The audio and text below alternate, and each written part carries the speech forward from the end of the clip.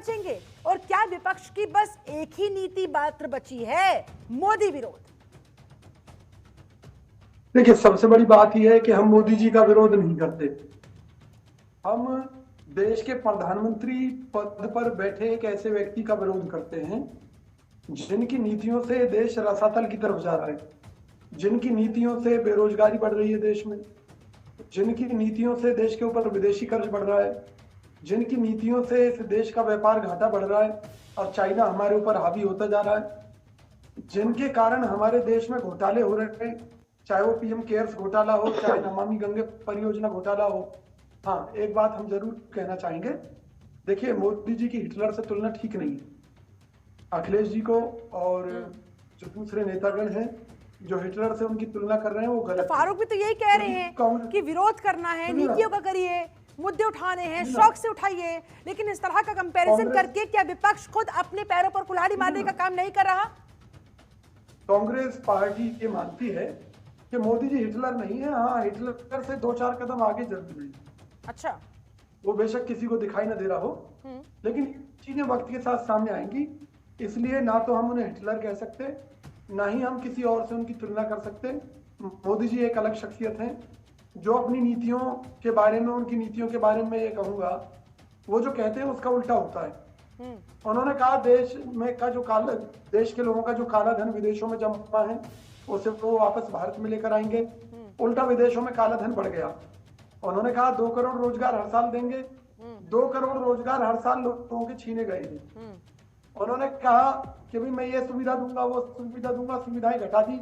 सेना जैसी भर्तियों में अग्निवीर जैसी योजना ले आई ताकि परमानेंट सैनिकों की भर्ती कम से कम की जा सके, और क्योंकि सरकार के पास पैसा नहीं है, सरकारी कंपनियों को बेचने का काम मोदी सरकार ने किया। मैं फिर से वही सवाल करूंगी सर, आप उनकी नीतियों की कमियां गिनवा रहे हैं, बहुत अच्छी बात है, विपक्ष होने के नाते एक्सपोज करिए आप, ये आपका काम है, सरकार को आईना दिखाने का आपका काम है।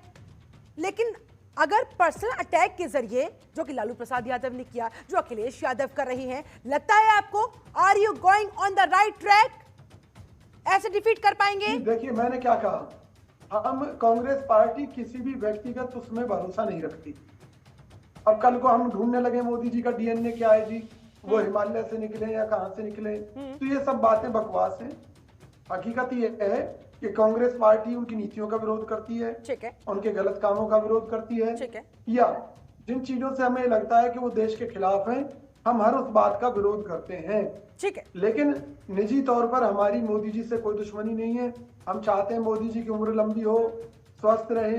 कांग्रेस पार्टी को किसी से कोई निजी दुश्मनी नहीं।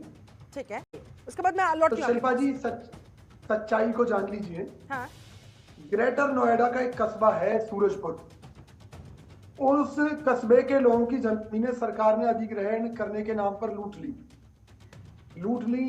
उस कस्बे के लोगों ने बीजेपी में भरोसा जताया, वहां से आज भी विधायक और सांसद बीजेपी का ही है।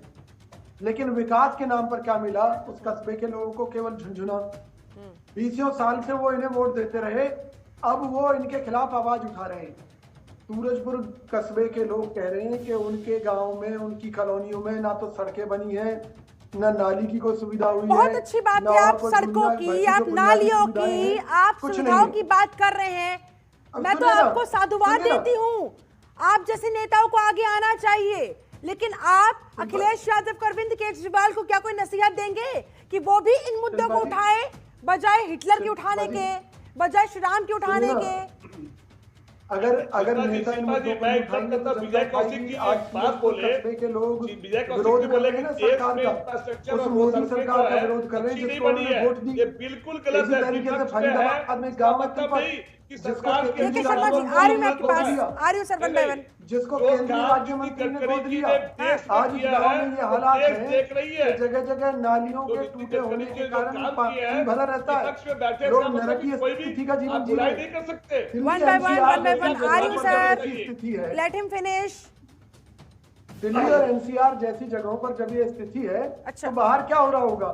फरीदाबाद को स्मार्ट सिटी बनाने का वादा किया था, स्मार्ट सिटी के नाम पर जगह जगह कूड़े के ढेर लगे हुए हैं और कूड़ा उठाने का ठेका चाइना की कंपनी को दे रखा है। ठीक है, यानी कि कुल मिलाकर विपक्ष कह रहा है, विजय कौशिक, फाइनल कमेंट्स आपका।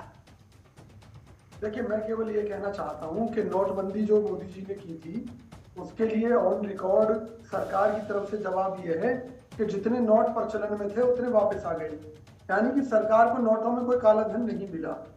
दूसरी बात, सरकार इस मोदी सरकार के समय में काला धन विदेशों में कैसे बढ़ गया, वो अडानी जी का है या बीजेपी का है? क्योंकि इलेक्ट्रॉनिक बॉन्ड को लेकर जो सच्चाई सामने आ रही है उसमें ये आ रही है कि उद्योगपतियों को ब्लैकमेल करके उनसे चंदा वसूली हुई। पीएम केयर से घोटाला है।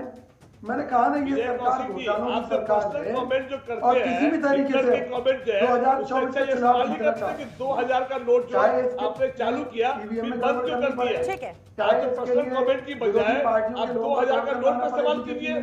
चले ठीक है सर, मेरे